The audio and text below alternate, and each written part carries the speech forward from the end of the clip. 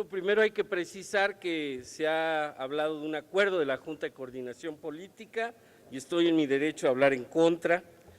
Y este se basó, en efecto, en lo que presentó la comisión, que van a coadyuvar con la investigación, proponer soluciones, deslindar y fincar responsabilidades.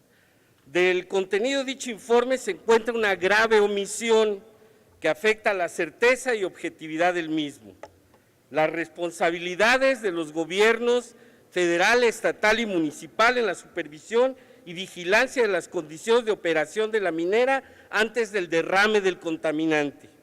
Se da cuenta de acciones correctivas, mas no de las omisiones en que incurre la Semarnat, Conagua, la Secretaría de Economía en la explotación de la concesión minera.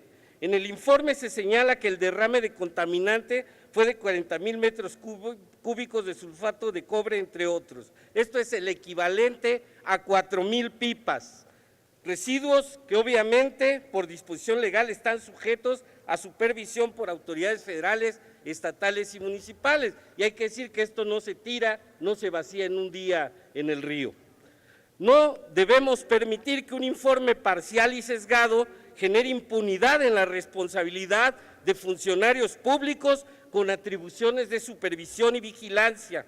Es de subrayar la responsabilidad de las entidades del gobierno federal que se han señalado de acuerdo con la Ley General de Prevención y Control de Residuos Tóxicos en su artículo 17, que determina todo este manejo de la industria minero-metalúrgica.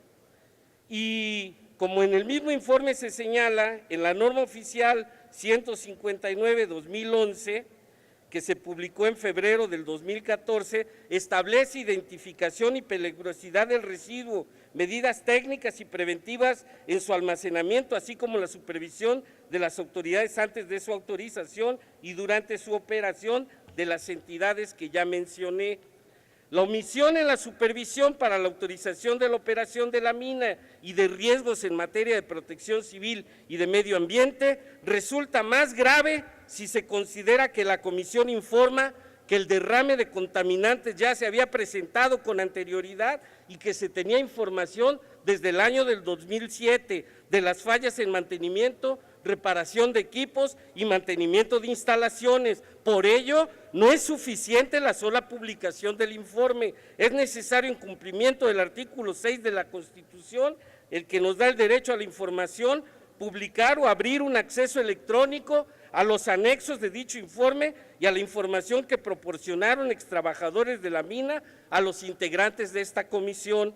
La afectación del medio ambiente y a los derechos de los particulares que habitan en la zona afectada obliga a esta Cámara a considerar la revisión del informe y las recomendaciones que en él se presentan, solicitando se investigue y determine la responsabilidad de los funcionarios públicos que omitieron sus funciones de vigilancia y supervisión en la operación y funcionamiento de la minera y los riesgos de la deficiencia en la vigilancia de medidas preventivas y de riesgo. No debemos dar paso a la impunidad de los gobiernos federal, estatal y municipales. Se propone revisar la recomendación primera de crear un fondo de desarrollo regional, cito, dicen ustedes, solventado por la empresa que comprenda todos los aspectos básicos para la reactivación económica y social de Sonora, con un mecanismo compensatorio con un piso inicial de 5,000 millones de pesos. En primer lugar, culmino, presidente, porque no se precisa el fundamento legal para la procedencia de dicho fondo a cargo de la empresa. Por otro, el monto de 5,000 millones de pesos que se propone corresponden aproximadamente a 79 días de producción de la minera, considerando el dato de ganancias de 4.4 millones de dólares por día de producción que dicen en su informe. Culmino, presidente. Miren, lo que no estamos de acuerdo todos es obviamente en que se encubra a la REA y al Grupo México. Nosotros estamos preocupados porque en un juego de artificios de decir al ladrón, lo acaben encubriendo y luego él un amparo y tan campante y los otros que están sí encubriendo con este informe, que es a la autoridad federal, reitero, a la autoridad estatal y a las municipales, no los tocan ni con el pétalo de una recomendación. Es cuanto, presidente, y nos pronunciamos con un documento donde dejamos propuestas para que se mejore este acuerdo de la Junta de Coordinación Política y pediré que la Secretaría en su momento le dé lectura y se voten. Es cuanto. Gracias, diputado.